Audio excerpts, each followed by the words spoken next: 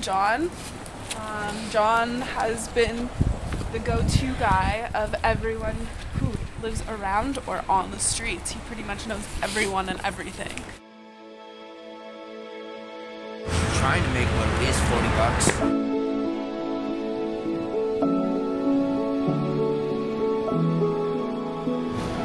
Panning cups. And my sign. You probably heard me mention earlier, there is two different kinds of panhandlers. You got the panhandlers out here who's trying to make a difference in their lives, and then you got the ones who's probably going to be out here for the rest of their lives. Me, myself, I'm the one who's out here actually trying to better my life. If a guy will come to me saying, hey, listen, I have a job that I need an extra hand on, I'll be right on that. Because if I go into employment place stating that I have no house, I have no job at the moment, I'm bouncing from shelters, they'll just look at me and turn me away. What I've just pretty much learned to do is just to grow up and face the music. You know, you do what you gotta do to survive.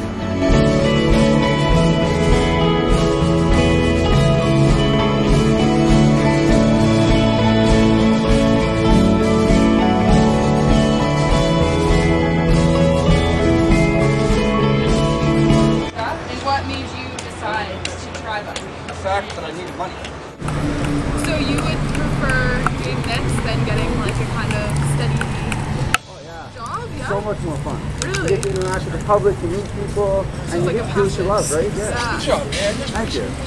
You have housing, it's easier to get a job. You have housing, it's easier to address issues of poverty. Housing is really critical. How many units were built last year? Maybe 6? You know, this is not a way to deal with homelessness.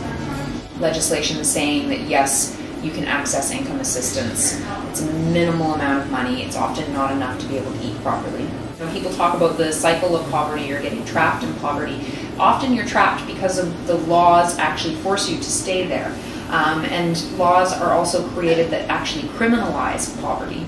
You know, I'm not, of course, not saying take money away from youth programs, but wouldn't it be nice if we thought about adults the same way that we thought about youth? On Queen Street, those big white Salvation Army things, I used to sleep in one of those at nighttime because it was comfortable, it was warm. Since I see that and I know that this is what happened to me, maybe there's some things that I can do that can be like preventative measures for other people. And so like I wanted to see where I was at, and I know exactly how it feels to be down there, like no money, like, you know, and then also have all these different issues. So I took that, and then I was like, you know what, and I composed a program called Graph Jam Youth Programming. So I just won a competition, the 4 days event, Breakhouse that did it.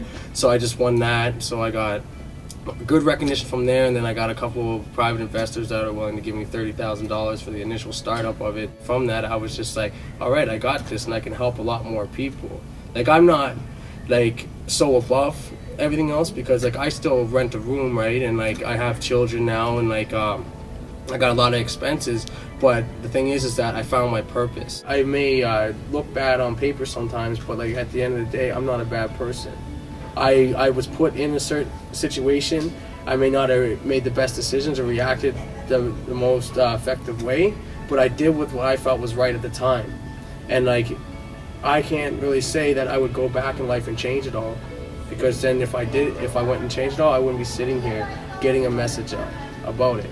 I wouldn't have the ambition, I wouldn't have the drive, I wouldn't be out there running, you know, like fists in the air, us homeless will resist, you know, but like that's just like, I saw that, and I saw that there's a big majority of people that are just misdirected, and we got to give them some direction. It's not all about what people are going to be about, and you can't expect them all to stop what they're doing, but to be able to start them laying some ground game, to lay a foundation before they build that house, I think that that's what people need, to have that, and then have some opportunity, and then have that compassion and unconditional love.